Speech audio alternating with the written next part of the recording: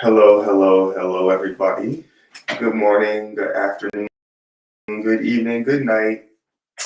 Greetings and salutations to everybody. And thank you for lending me your time. I did come by to do a little devotional activity, real quick, to close out the week. And so, technically, we still in the morning. So we keeping up with our little habit of doing it before the like during the morning. Unless like you in a different part of the world and you watching this and like this happens to be like your bedtime, then like for you it's still your bedtime. Like we about to, you know, be into that place where it's gonna change, but it has not changed yet. And so how I was taught is whenever you start your activity, whenever you start your ritual, whenever you start your prayer, that is the time of day that it is initiated in. When it comes to magical hours, if you start your ritual at Mercury o'clock, then your ritual is a clock ritual. If any of you know what I mean by magical hours, that will make, or planetary hours, then that will make some sense.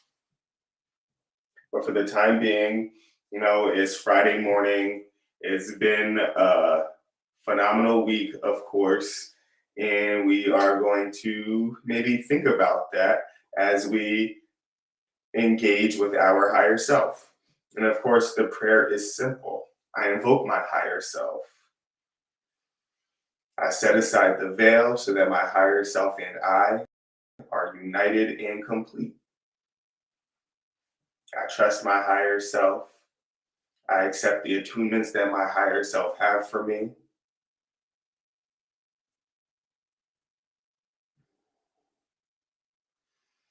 Maybe engaging in energetic activity to tone your energetic body, like the affirmations that we've done, you know, for three or four activities now. This is also a great time to make offerings of gratitude to your higher self. Grateful for the day, grateful for the great week. I would rank this week an 8 out of 10, with 10 being the best week possible. Or if it wasn't an 8, I would rate this week a 7 or a 5, whatever it was. Thank you for the opportunities that came to me this week. Help me to best out of the opportunities that I chose to accept. Thank you for the health of my family. Thank you for the well being of my family. I did find a prayer in a book, and I do want to maybe get as an example. Grant me, O God, a good and pleasant hour, that all sick people may recover, and all distressed in body or mind repose or grace may find, and guardian angel may hover them over, and all those captive and in bondage fettered may have their conditions and troubles bettered. For all good travelers on horse or foot, we wish a safe journey, joyful and good. And good women in labor and toil, a safe delivery and joy. So that is a prayer, and it is labeled as American Magician's Incantation for Safekeeping. And so with that, you could wash on some safety and some safekeeping with any holy water that you might have on your altar. Maybe you anoint your third eye, the back of your neck, the wrists, maybe the back of your knees. Might be things that you specifically cleanse. And of course, everything that you do, you affirm it with your higher self. I accept this cleansing. I accept this attunement, and I integrate it for my highest good.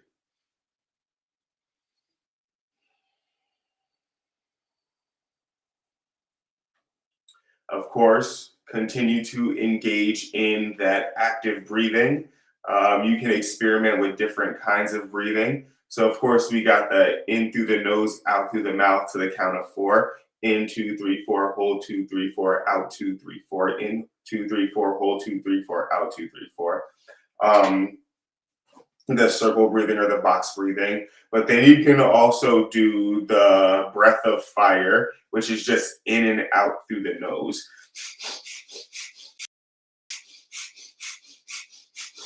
But also engaging so that the force of air is pulled in and exhaled through the force of your diaphragm. So it's pull the stomach in, push the stomach out, pull the stomach in, push the stomach out, using the diaphragm to pull that air in through your nose and push it out through your same nostrils.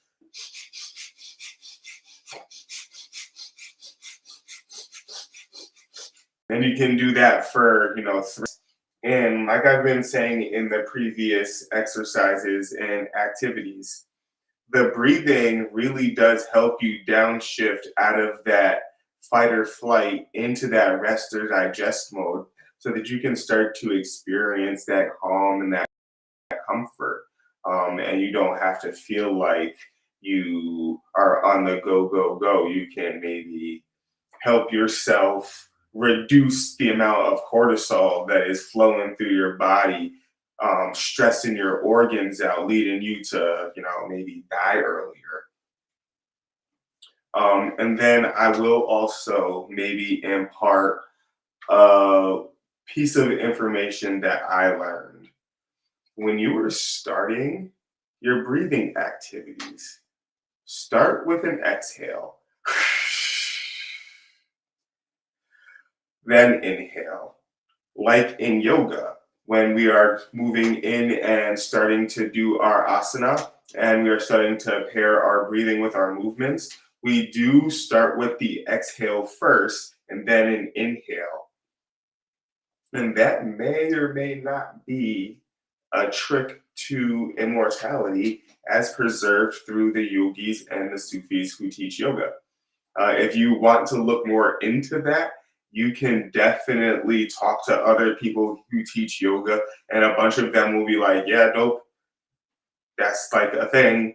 And there is some lore that's linked to it that, if you can find someone to go into more conversation about it, that's excellent. If you want to talk to me more about it, hit me up on my Facebook, or ask me a question about, specifically the intention behind exhaling first when you begin your breath work or when you begin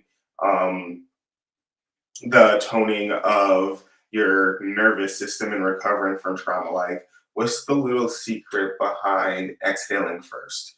And what is the lore that links it to immortality? And I might be willing to chat you up on that. It's like I'll have a source where you could go and check it out too. Um, because that's what my yoga teacher had for me. Like when they handed me the piece of information, they're like, "Oh, well, also you could cooperate it." Like other Sufis, other yogis, other teachers like talk about this and like part of that tradition. So hopefully you find this helpful. I do encourage breath work. I do encourage affirmations, even if you don't want to sit and meditate and visualize any of the lights passing through your energetic body. I do encourage a shield, even if you don't think you need to. If you live in this world at all, then you know that there's just like random ass energy flying around, just waiting to hit its target. So shield, affirm, definitely knows the the recommended lists of things to do. Thank y'all for joining me today. This is likely going to be my last one for this week, but I'll likely be back at it again, talking about the dynamic practice that is the relationship with your higher self. It's linked with self-esteem and wellness, from a Karelian perspective. Thank you for joining me for these past couple of minutes, and until next time, may you blessed be. We